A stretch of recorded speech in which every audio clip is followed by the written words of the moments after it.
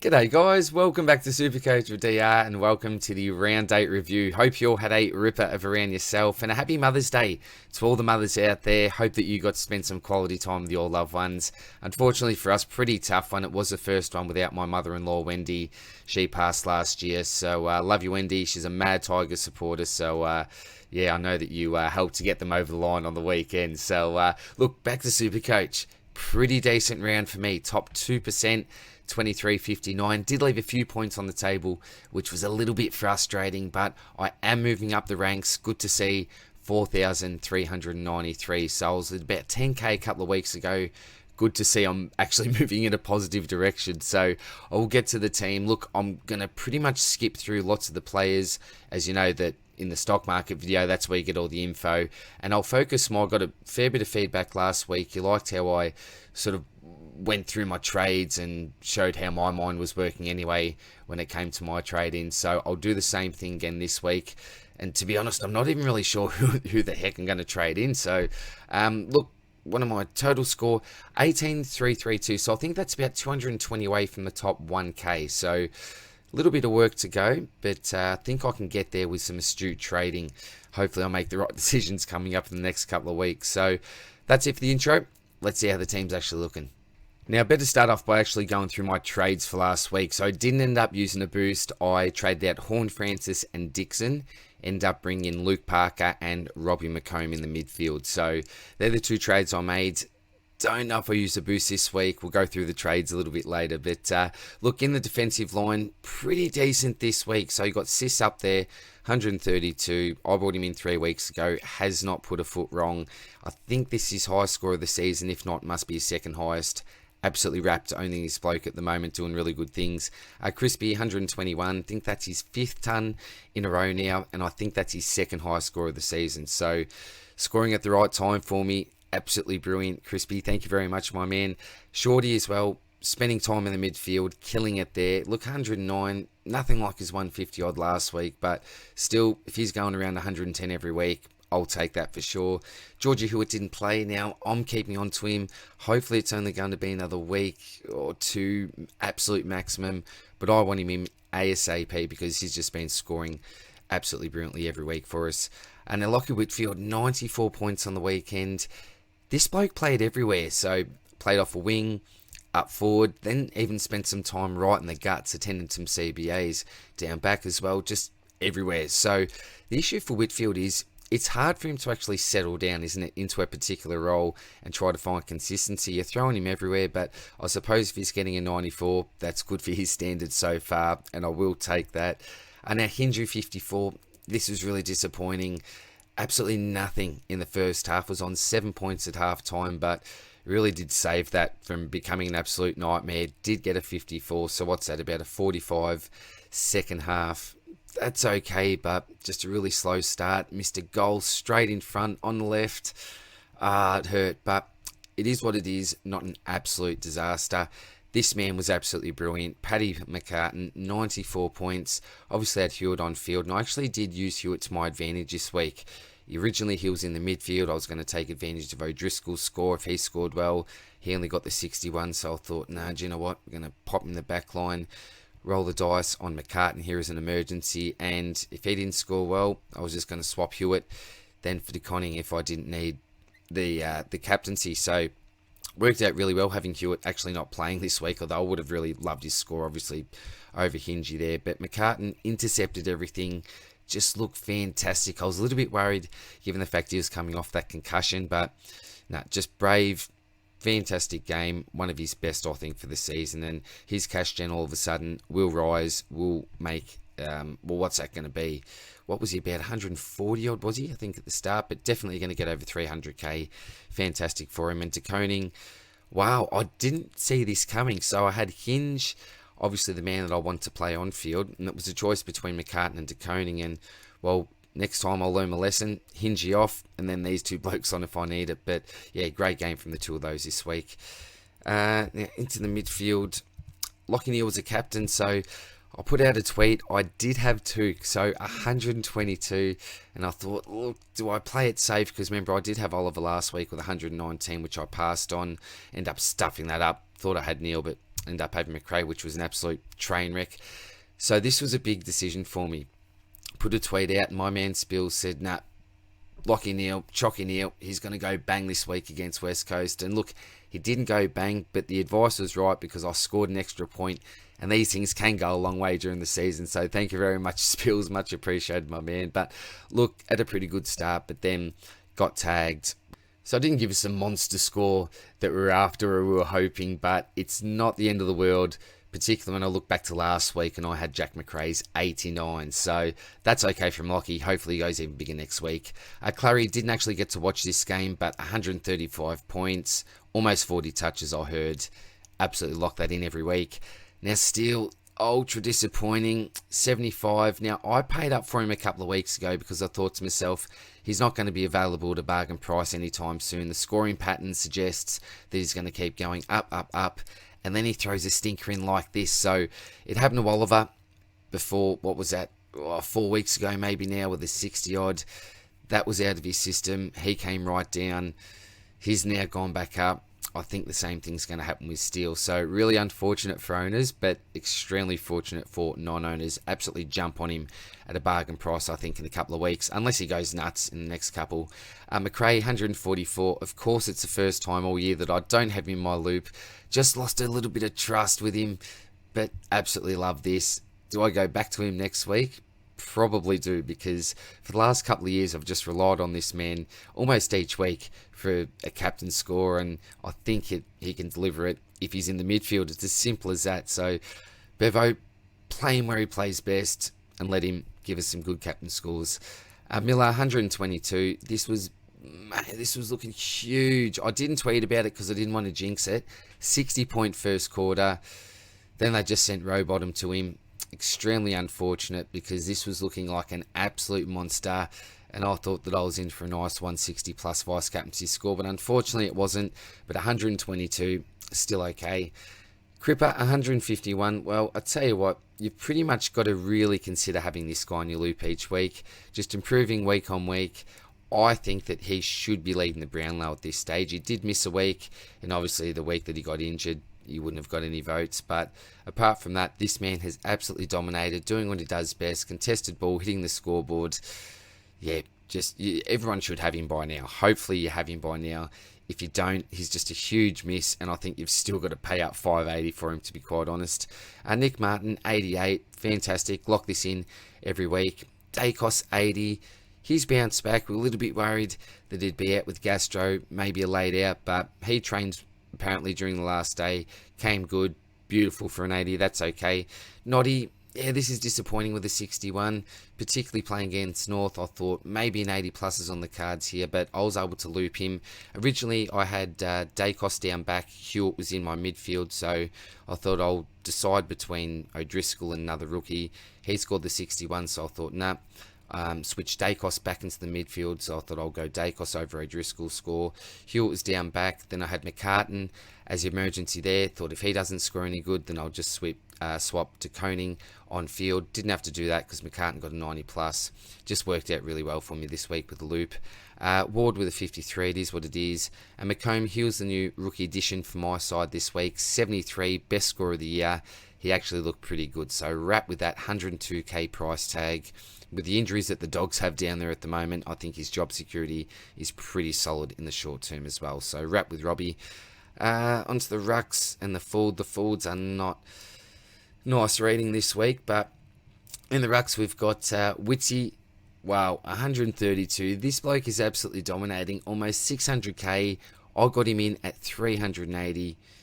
Just the perfect trade-in for me this year. The perfect trade-in. When Gawn goes under 90 and you get 132 from Wits, that it feels so good. It feels so good because Gawn has been going absolutely nuts lately. So for Gawn to go down and Wits to stay right up, that was really good for me this week. Prusy, 103, just doing what he needs to be doing. 418k already. He's made a nice 200 for us and will continue to rise. So the plan for me is to just get him up to Gawn eventually. And Hayes really bounced back with a 98, a 50 odd last week. If you had him as your R2 on field, you'd be stoked with that. Only a 5-point differential between Bruce. So he'll continue to make money. Great if you've got him at R2 and great if you got him at R3 at this stage. So really good from Hayes. Dunkley 78, Parker 89, Heaney 75. We'll go to Cogs 70 and Butters 52. What a week this was in our forward line. Thank goodness for the shining light Will Brodie after a 75 last week. This bloke really bounced back. In the amount of game time that he gets, with the amount of touches that it's just phenomenal, this bloke. If only he had a tank, wow, his ceiling could just be absolutely through the roof. But yeah, 115, thank you very much. We had one bloke that actually stepped up. But even if you look here on my bench, Connor McDonald 43 and Roses with 18. He was in the negatives at halftime, so at least he brought back something in the positives, but an absolute train wreck. So Dunkley we've all got. Parker, apparently he actually rolled his ankle, so I didn't realise that during the game, but I did hear that afterwards. That may have explained something, but had a massive, massive second quarter, and then basically did nothing after that. So quietish in the first, did a little bit, but not much. Bang, as I said, in the second, and then not much else after that. So hopefully his ankle's okay, and he bounces back next week. If he was fit, well, just don't know what happened during this game. It was looking like he was going to go absolutely massive. So 535k is still value for Parker. Spewing they didn't go bigger, but it is what it is. Heaney just missed goal after goal, missed 3 shots. 2 were just elementary for him, for his usual standards. But the commentators put the moz on him, said how perfectly he'd been kicking. Of course he's going to miss. 75, extremely disappointing. Cogs 70, he's just playing that forward role, not ideal for Supercoach. We probably want to move him on. It hurts, but we probably do. And Butters, I've been sticking up for him. What do we do with the man? Geez, we want to trade him, don't you? And I know lots of people will. I'm not going to talk people out of it. I've been saying to hold faith with him. It's probably been the wrong advice, so I apologise for that. But personally, I'm still going to hold faith with him. Main point, but he's 420k. Who are you going to get for 420k? Some people may go someone like a Darcy as a real pod move, but at that price, I'm still pretty much going to hold firm because I know that he's got it in him at some stage. Will it even be this year? I'm not too sure, but it's a really tough one. Yeah, things may change, but I'm holding just for now. And as I said, McDonald, Roses, just pretty disappointing from both of them. So, getting to my trades. Now, I honestly don't know what I'm doing at the moment, but I'm pretty keen on Carroll. Do we have to get him? Well, he got a 50 odd this week, I'm pretty sure. Greg Clark, I'm actually keen on as well, but do I have to bring him in this week? I could, but I don't have to. So, look, I could even just make the one trade this week, and I know I'm breaking the rule of not going one up, one down, but I could just hold firm for this week and just maybe get in a Carroll. Because the issue for me at the moment is the fact that I've only got 13k in the bank, and there's not a whole heap of rookies that I want to move on. O'Driscoll, his break-even's down to about a 55, I think, this week. McCartney, I don't really want to trade. He's given me a 94 last week, looking really, really good at the moment. Job security's great, scoring potential. I just want to keep on to McCartney at the moment. De Koning is in great form as well, really low break-even. He's got more money to make. Just would not make sense moving on any of these two players.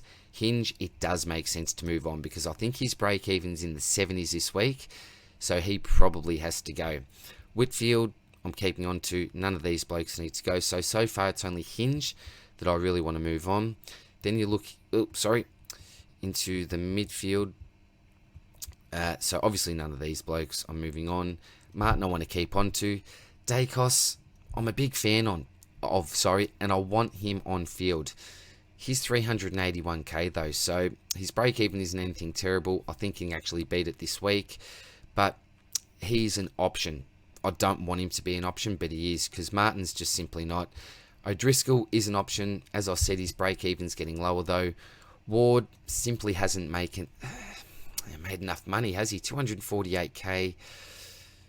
Started at 180. He's made about 60 to 70k. McComb obviously not. I've just purchased him. Witts is staying. Bruce I'm keeping on to. Hayes isn't ready to go. None of these blokes are going. Brodie's not. Cogs could, but again, slight chance he becomes a keeper. Circumstances just say may change next week. A couple of injuries in the midfield. His role changes all of a sudden, and you're thinking, well, maybe I do keep onto him. He does have potential keeper, or at least he can get 100 average for a 3-rounder or something. So I'm not too keen on moving on this week. And Butters, as I said, I'm pretty much want to stick fat. McDonald hasn't really made enough coin. Will he ever? I'm not too sure. Do you just cut your losses and just get rid of him? And Roses as well. Well, that 18 is going to be in his system. He's an option, but he's not even 200k. So that's an issue. So, what do we do here? Hinge I definitely want to get rid of. So Hinge is going to get traded. I think this is a trade that I'll definitely do this week. I don't know what you'll be able to see on the screen actually. Sorry, I might make that a tad smaller. So what I'm looking to do here, I'll just get Noddy back there for now. Filter Jack Carroll.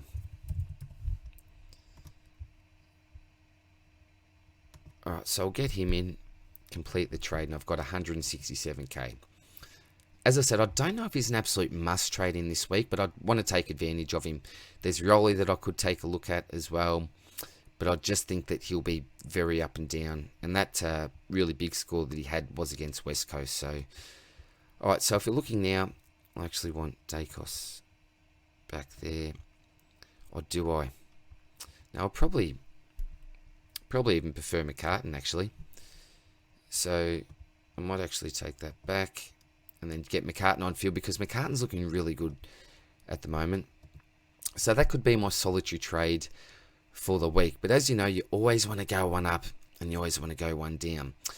So with O'Driscoll, 296k, I don't think I'll have enough to do anything there. So if I trade him out, what can we do? I really want Petrarca, to be honest, because his next 2 weeks, he could go absolutely bonkers. 463k just isn't enough for me. It won't do me. So, how about if I trade out Dacos? I don't reckon I'll get to track. No, I'm just down. I'm just down from track there. From Dacos, so that's going to be an issue. I'm so close as well, aren't I? I think it's about 559. So I'm 10k off, so I can't do that. What I can do is possibly get defender. Carroll on field. So let's have a look at the defenders. Total points. Alright, let's go by average. So I've got 549. You've got Vlaston, Vlastone, whoever you pronounce it. No, Hewitt I've already got. Doc's 562, so he's out of range. And I've got to take note of my buy structure as well. With Ono, Sicily I've got short. I've got Cumming, 554, so not quite. Sinclair I could get at 539, but he doesn't really meet up with my buy structure. He's an option though. He'd have a pretty high break even, about the 130s I believe. Bailey Dale, 547. I can just get him. Got a nice buy around 13. Dawson. I think he's got the same buy, doesn't he? So I could get a Jordan Dawson in. Will he continue with that role, playing higher up the ground?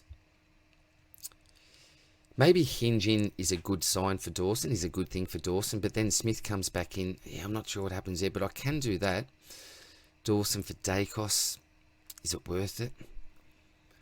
That's a possibility. That's a possibility. So all of a sudden, well, do you call Whitfield a premium? Probably not, but let's just say almost full premium there. If it's not Dawson, I do have another bloke in mind. I've said stay away from him all year. But what I'm looking to do, it's an option for me. In order to get towards that top 1k is to get a pod into the side. And there is a bloke that's owned by under 2% of the competition. And I can see why, because I've got major concerns about him as well. This bloke's an option for me. My man, back to the well, Daniel Rich, 516k. Don't mind the look of Rich. The Seagull with 116. Geez, relied on a lot of kick-ins over the weekend. Gold Coast's accuracy was terrible, particularly in the first quarter. He took advantage of that. So, not too sure of the Seagull. I was saying just last week in the Stocky that he's not too relevant. This is the man that I was referring to, Dane Zorko. Now, with Zorko, he's got a couple of hundred, hear me out. Like, I can't believe I'm even contemplating this, but he's got a couple of 120s on the trot now. His role has changed, I think, given the fact that Kitty Coleman's come back on the side. He's been rushed straight back in. He's part of our defensive six. You've got Ainsworth in there as well, who can play up in a wing, but I think that they'll sort of rotate through there a little bit. So what that means now is that Zorko's been playing a little bit more through the midfield and that attacking forward type role. Cam Rayner's lost that midfield time now because we need him to play as, taller up forward, I suppose, one of those bigger marking targets. So he's lost his midfield time. I think that Zorko and Rat Bailey will sort of rotate between that role, but he will spend a lot more time in the middle, I think, in the short term anyway. So at 522k, I have always had concerns about his durability this year, but I've noticed that towards the end of games that he's lost that hobble. I think it was about the first month. You get towards sort of the third quarter and he'd start to hobble a little bit. He'd still play out the games. There was one game where he didn't play out the game and another one where he spent a fair bit of time on the bench in the last quarter. That had us concerned, but it's like that seemed to improve over the last month or two. So at 522,900, got defensive mid DPP, got a massive ceiling. I owned Zorko last year. I may actually be willing to take the punt because he is owned by under 2% of sides at the moment, and it may be that bloke that I need to really rise up the ranks. So it's certainly an option. It's not one that I'm absolutely in love with. It's almost like an Aaron Hall, isn't it? That you think they've got a huge ceiling, but injury risk, durability, it's always a big concern. But if I feel that I need to do something different, then Zorko could actually be my man because he does fit my buy structure. The other option I've got is I could even do a boost here. So let's get out of this and let's just say that I want to use a boost. Activate. We could do something a little bit funky, I suppose. So Dacos. Who else could we go? Probably want to keep O'Driscoll. Yeah, see, the issue is...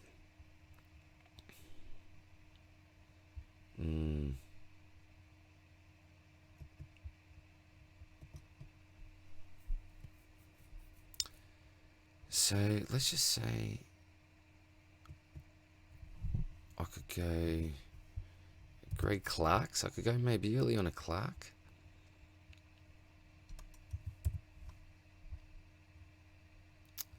Filter, sorry.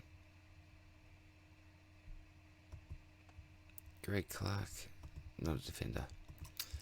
Alright, so I could go early on Greg Clark, and then that would 680k. That would give me enough money to go Petrarca in the midfield, let's just say.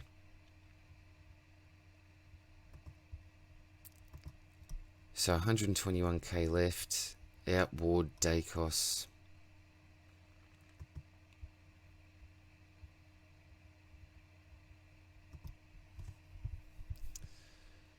What have we done there? So we'll see what that looks like. Oh, look, I'm not too keen on using a boost, to be quite honest. 19 trades.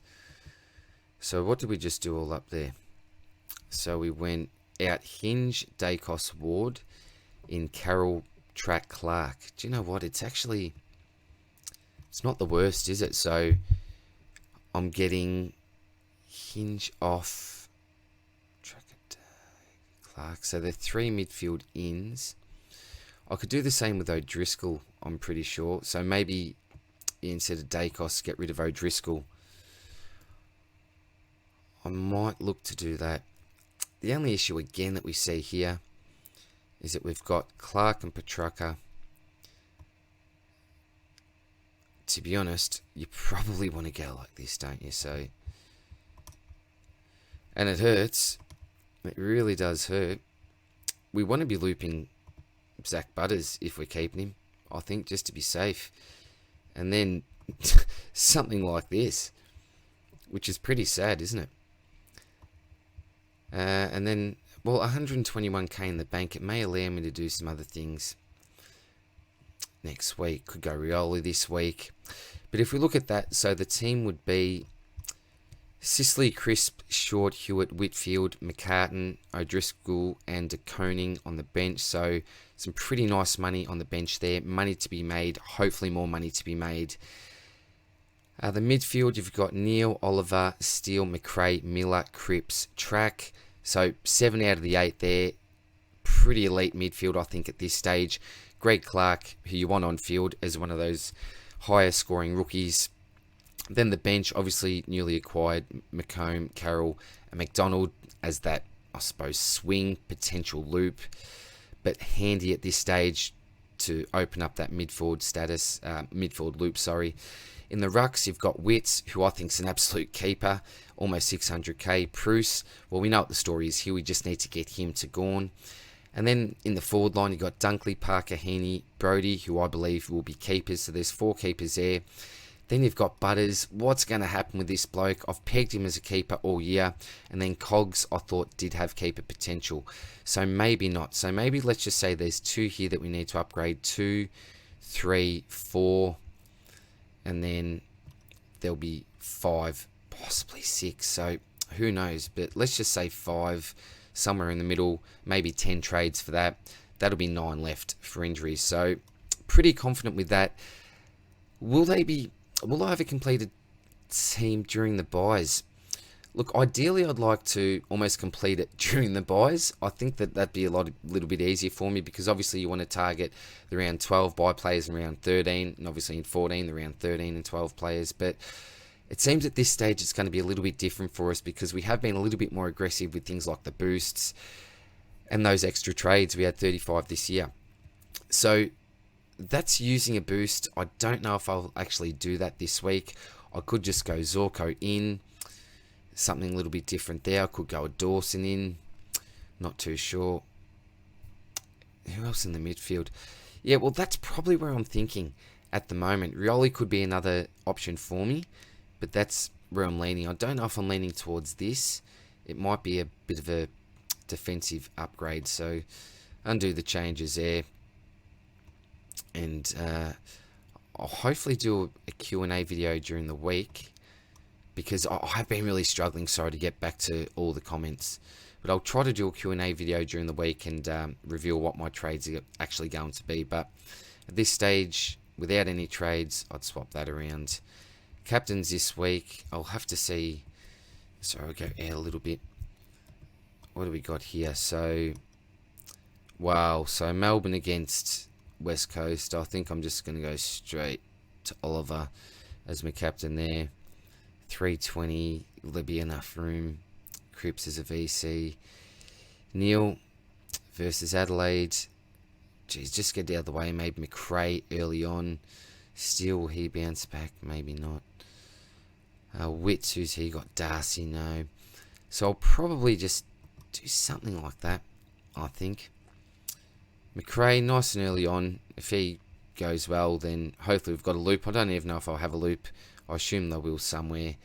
And then Oliver as captain. So that's it for this week, guys. It was a little bit longer than expected. Sorry, rambled on a little bit. But yeah, as I said, feedback I got last week was that you enjoyed me sort of talking through different options that I was looking at for my trades. And yeah, hopefully I've talked through a few options that you may be looking at yourself this week. But I will see you in the stocky. I'll start the research tomorrow morning. And apart from that, guys, hope that you enjoy the next couple of days. All the best, and I'll see you soon in the next one. Cheers, bye.